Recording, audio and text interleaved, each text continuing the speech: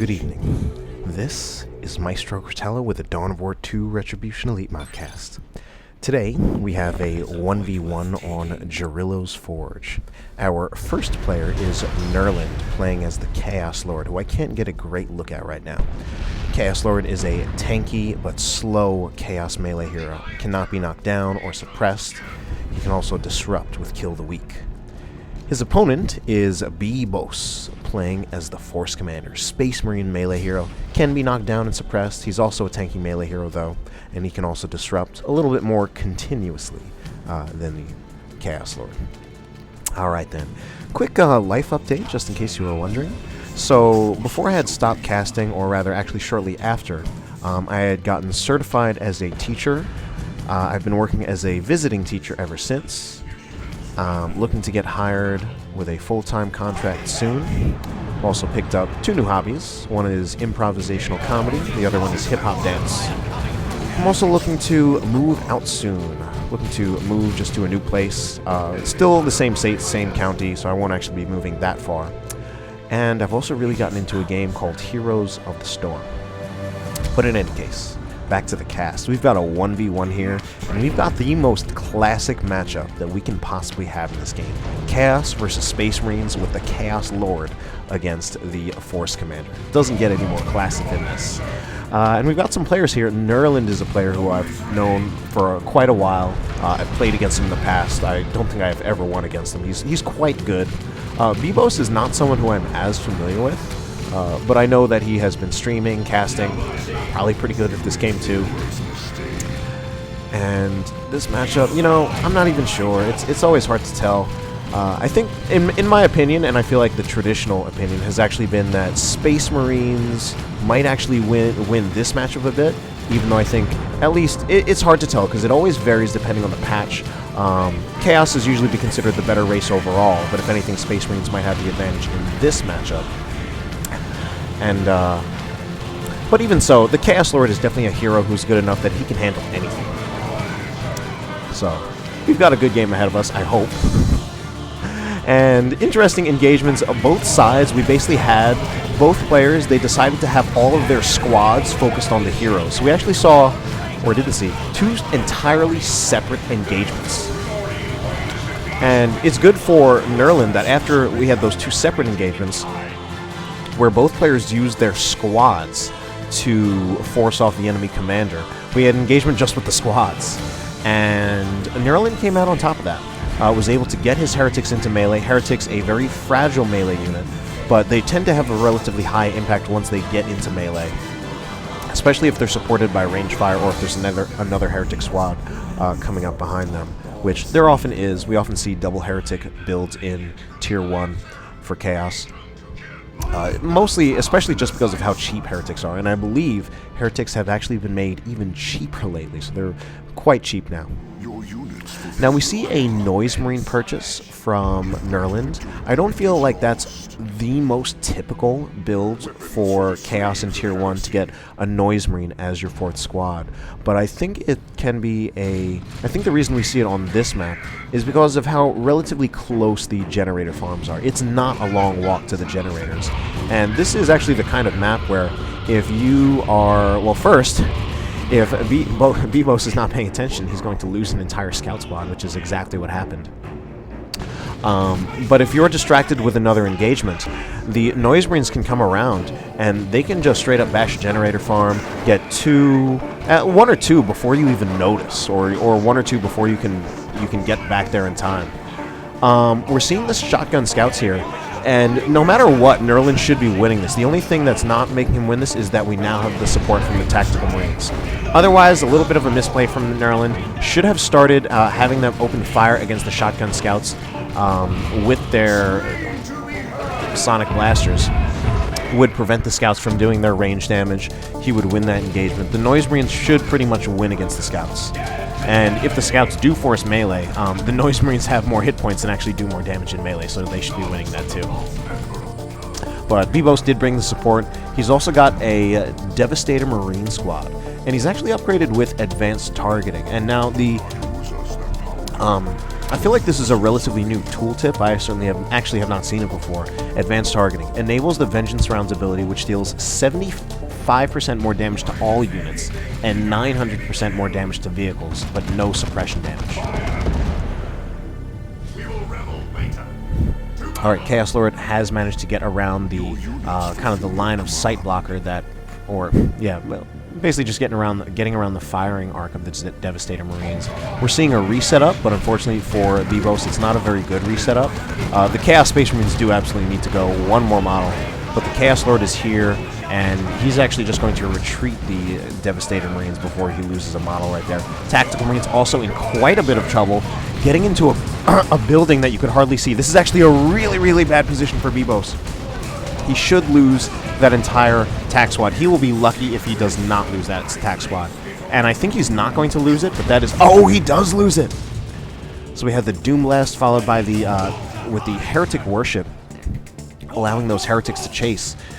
Wow, this is supposed to be a 25-minute game. I mean, at this point, I'm honestly not seeing how much longer this game can go on, but we'll see. VP is very even, but BbBoS with some pretty serious losses. Losing one, he lost one unupgraded scout squad, and that's actually not a big loss. But the tac squad losses is huge. We're gonna see if he can get like an equivalent loss right here, but I think Nurland should be able to. Nurland actually not going to. Wow, we should even see another scout squad go down. We're seeing some traded squads right here. All right. We should not see the scout squad go down. But I was actually really surprised to see Nurland not at least retreat those Havocs and get them out of there. So we got hit by the grenade, which is understandable considering the scouts were infiltrated. But surprised to not see him get that, just hit that retreat early enough to get the Havocs out of there with their lives. And that is actually a big part of what can keep BbBoS in this game, because that gives the Force Commander a lot more free reign. He gets a lot more free reign to do exactly what he's doing right now. Being annoying, forcing the attention of not one, not two, but 3 different squads just to deal with him. He's only got like 25% of his health, but he does have the Artificer armor. Part of what's good about the Artificer armor is that it not only increases his health, but it increases his health regeneration. And I think that's a big part of what gave the Force Commander all of that staying power in that particular engagement. He did also get the damage mitigation from being in melee. Units that are in melee will take less damage from ranged units. We've got a grenade launcher heretic squad right now that has no grenade launchers because it's literally only the aspiring champion. That's not going to do much in there. I think, yes, that is the correct play. Chaos Space Marines, or the Noise Marines rather, should be targeting the Devastator Marines, while the Chaos Space Marines should be going after the Scouts. So, all things considered, so far it has been looking and feeling dominant for Nurland, and in many ways it still is. He's got the bigger army, he has a VP lead, he's bashed some generators. Somehow BbBoS made it to Tier 2 much, much faster. I'm wondering if part of that is Nurland just didn't hit the button fast enough, just didn't press the button to upgrade to Tier 2 fast enough. Because BbBoS is there way ahead of time and already has a Tier 2 unit out, while Nurland is still in Tier 1 and still upgrading. Now, the Librarian is an interesting purchase. I mean, as far as the Librarian, it's interesting. It's interesting. It's so interesting that I'm at a loss for words. First important thing about the Librarian is that the Librarian is obviously not a vehicle. If BbBoS could have gotten a vehicle, that would have definitely been able to put a little bit more pressure on Nurland than the Librarian. The Librarian right now, if anything, is being played very, very passively. So far, just being played as a capping unit. And so far, it's really done nothing but walk and cap. If he'd gotten a Razorback out, that would put a lot more pressure on Nurland, who was not yet in Tier 2, would force some kind of anti-vehicle response. If anything, right now, Nurland's play with the Bloodletters might even be countering this Librarian purchase. Ooh, there's a blood sacrifice from Nurland, sacrificing one heretic model to spawn temporary Bloodletters, and this Librarian is in a lot of trouble. Oh my god. If anything, that disruption from the Noise Marines might have helped to save that Librarian. He still had a decent amount of hit points, but Bloodletters are powerful. Wait, this is the Bloodletter squad? No. I thought it was the Bloodletter squad because they showed as having 4 out of 4 models, but I guess they just spawned that way. Here is the Bloodletter squad. They have 1,200 hit points as opposed to the 1,000 that the temporary Bloodletters had. Ooh, but that's a big, big play right there. Nurland, or rather BbBoS, sees it fast enough to retreat them, leaving a 2 out of 3 model Devastator Marine squad right now going to be extremely, extremely risky with Bloodletters on the field with their power melee damage. It's going to be a lot of damage.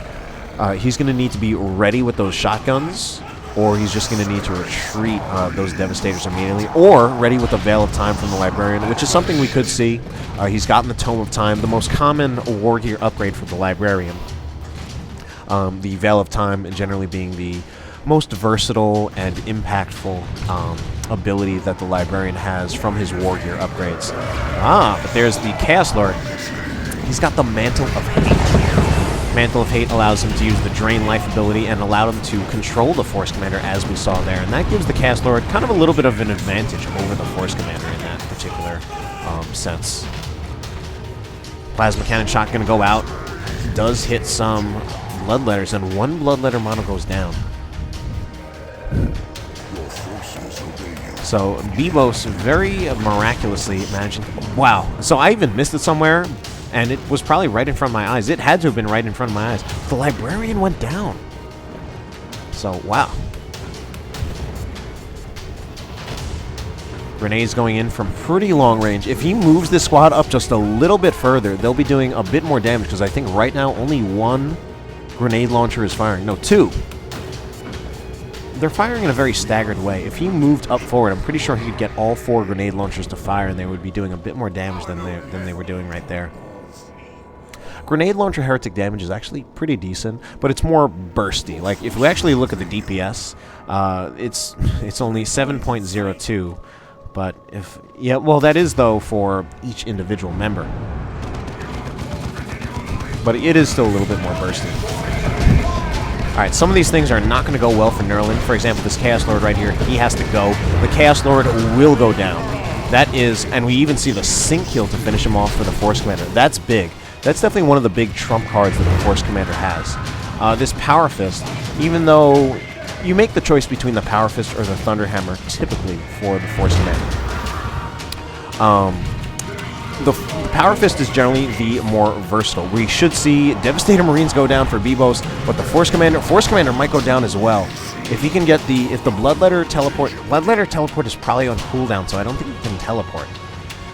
Alright, that's lucky for BbBoS. He needs that Force Commander alive. And that allows him to get another Devastator Marine squad. He's already got 1 Devastator Marine squad, but there's a clear reason why he's going for a second. He needs that second one so that he can get some kind of hard AV to deal with this incoming Chaos Dreadnought. And it's going to have to be a las cannon. Like this Devastator Marine squad that he's buying, it is very undoubtedly going to be a las cannon. Especially now that we have a Khorne Dreadnought. Khorne Dreadnought, very powerful, very tanky. 1,200 hit points, which is not actually different from the Space Marine Dreadnought, but what makes it tankier is that when this Blood Rage ability is active, it will actually reduce the damage it takes from melee attacks.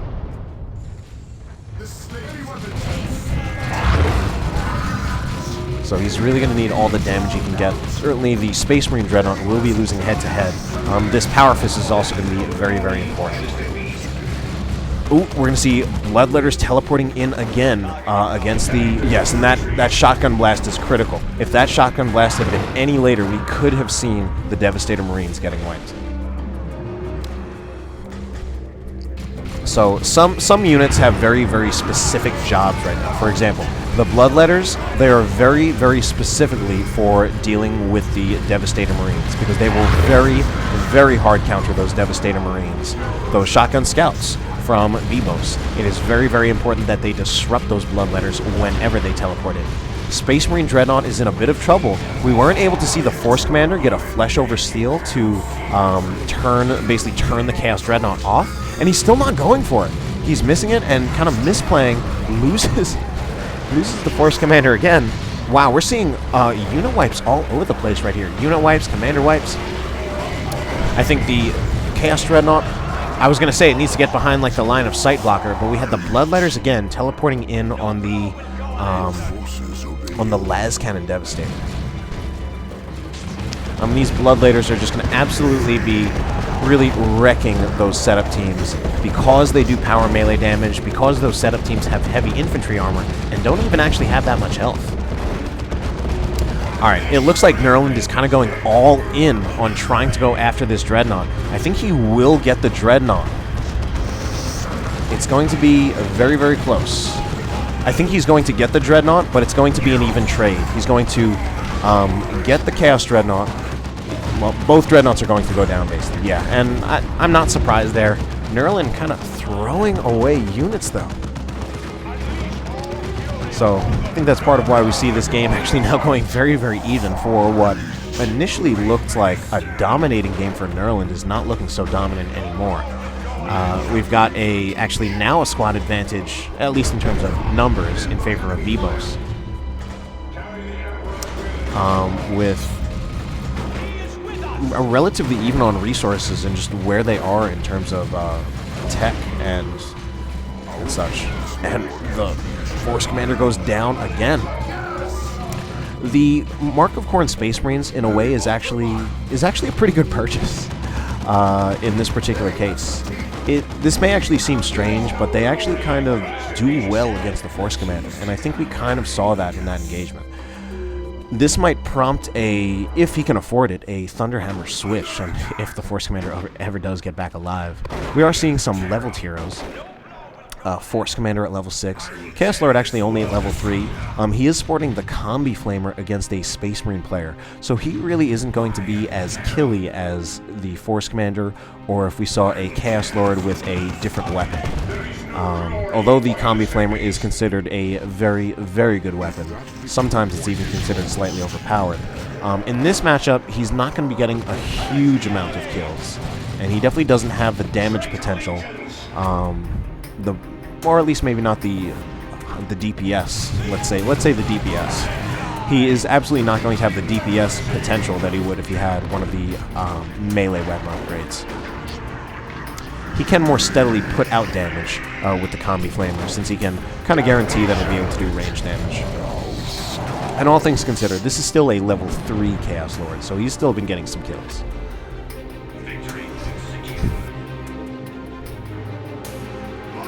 Ooh, double Bloodletters from Nurland. But we've got another Space Marine Dreadnought from BbBoS. So this might be like a Tier 2 slugfest. We might just see both players go heavy on Tier 2. And the risk for both players, if one of them tried to go to Tier 3, is that the other player could really just go heavy on units, and the other person would be spending on resources while not getting units. Would also have to save more resources to try to get something out of Tier 3. It would be a while. We're seeing this head-to-head, oh, not really a head-to-head. Force Commander going for the Bloodletters. Force Commander now should be able to get some damage. Probably get at least a Bloodletter model, but not with that, not with them phasing into the warp to become temporarily invulnerable. At some point, they will have to retreat. The Shotgun Scouts should be able to use a grenade. Grenade and retreat. We're going to at least see the attempt. And throws it on a box. does not kill the Bloodletters or the box. Force Commander teleporting out there. We do have a level 6 Force Commander. So with all the melee from Nurland, it might be better for BbBoS to actually switch from the Power Fist to the Thunderhammer. In fact, at this point, it would be unequivocally better for him to switch to the Thunderhammer.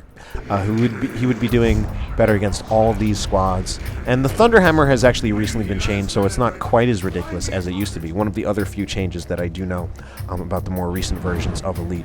The special attack will no longer track. However, I'm sure that it's still better against melee compositions than the Power Fist. So I don't know if we'll see that switch. It looks like he's really just focusing on getting more units out, which probably is the more important thing. We are seeing the Las Cannon Havoc from Nurland. I love the Chaos Las Cannon Havoc. I think the damage potential is actually roughly the same as the Space Marine Devastator, but it shoots instantly. It actually shoots instantly. It doesn't quite have the wind-up time of a Space Marine Devastator. So we're going to see, ooh, but there is some more of the Khorne worship. So, of course, when heretics worship, they get a unique effect depending on their commander. And for the Chaos Lord, the Khorne worship, you get a speed buff. That is generally considered the strongest worship, since movement speed is very, very useful for just a variety of things, whether it's in real-time strategy games or even MOBAs. You get both offensive and defensive utility out of movement speed, because you can either chase to pursue something that is, well, dying and that you might be able to secure a kill on, or you can retreat, or just like back up, escape, basically. One of the things I personally want to see out of Nurland right here is for his Chaos Space Marines to actually be put in ranged stance. And the reason is to deal with the Dreadnoughts and to actually kind of kite the Dreadnoughts-ish. It's really not worth the Chaos Space Marines to, even though the Chaos Space Marines will do a decent amount of damage, kind of, to the Dreadnought in melee, they'll also be taking a huge amount of damage. So they should actually now stay in ranged with those plasma pistols as well as the melta pistol to do damage to the Dreadnoughts while kiting the Dreadnoughts and trying to avoid damage. Heretic Worship also does increase the regeneration of both energy and health for specifically demons, which the Bloodletters are. And I think at this point, the Force Commander, he's just going in against all of this melee. One of these Bloodletter squads is in a lot of trouble. The one that's getting hit by Dreadnoughts should lose at least one model. I think Nurland is a little bit lucky to get out of there alive. We're seeing another Havoc, probably going to go for, you know what? Well, he does go for another Lascannon. If anything, I was wondering if he might actually go for an autocannon on the other one. Because if he got an autocannon, he would still be getting the AV damage potential, but he would be losing the snare. So he could get maybe one snare, one autocannon, and that gives him a little bit more flexibility because he would also be able to use the autocannon against infantry squads. Instead, we see him going all in, oh my god, all in on the AV. Just as we're seeing BbBoS going all in on killing the Chaos Space Marines, and that will go down. The Plasma Cannon on retreat to disrupt them, followed up by the Dreadnought Assault Cannon. Meanwhile, some of these Dreadnoughts are definitely going down. We're seeing... Or not. We had a Lascannon firing, but it looks like some other things got in there. This Lascannon Havoc won't be able to set up, and he's actually not able to take out either one of the Dreadnoughts. Still going to go for the lower health Dreadnought. He's going to be taking a lot of damage, though. It's a risky, high risk, high reward play, and he does get it. He's going to keep going. I think he activated the Bloodlust Global at some point. It was hard to tell, but I think he did. And he's actually just going for the melee on the Dreadnought. We're seeing high amounts of power melee damage, potentially taking out this Dreadnought. I think this Dreadnought is going to die, and if anything, the positioning of these scouts is not quite in the best place. He should have brought them down on the bottom. This is a high-risk, high-reward play, but if he can pull it off, chooses not to go for it, chooses not to finish it. He had a chance to pull it off, but did not end up going for it. We're going to see another grenade attempt on retreat, possibly. No, does manage to get another Bloodletter model, though, from that Assault Cannon. I believe it was the Assault Cannon. Could have even been the Tactical Marines, but I'm pretty sure the Assault Cannon is the unit that will more likely give things. So this has been... honestly, this has been a very sloppy game so far. It's It has been sloppy. A lot of unit deaths all over the place. Nurland with the VP lead, though. So one Dreadnought did go down. The other one's still up. Assault Cannon. The Assault Cannon is definitely a kind of a favorite. You know, it's a favorite unit, I think, both for people to buy, for people to... people love to watch Assault Cannon Dreadnoughts. The sound of the Assault Cannon Dreadnoughts, the damage it puts out, especially when you get the Assault Cannon Barrage, can be some of the juiciest and enjoyable things to watch in this game. Generally, though, I think it's more of a... well, it's usually more of a team's purchase. Usually, as an initial Tier 2 purchase, the Razorback is more common in Tier 1. Although I think in this case, part of why we're seeing the Dreadnoughts is that we're getting them as a late game purchase. And when we see neither players going into Tier 2. Ooh, wow, some massive overextensions by these Bloodletters. Lucky to just get them out alive. Or will he? No! My god, squad's being just thrown all over the place. And we should see, it sounds like we have another Last Cannon Havoc. No, we don't. Yes. Nurland looked like he might throw this game now. And as soon as I say that, that actually is the end of this game. Hope you can hear me over the sound of this incredibly loud auto cannon. Can't do anything right now. But yeah, hope you enjoyed it.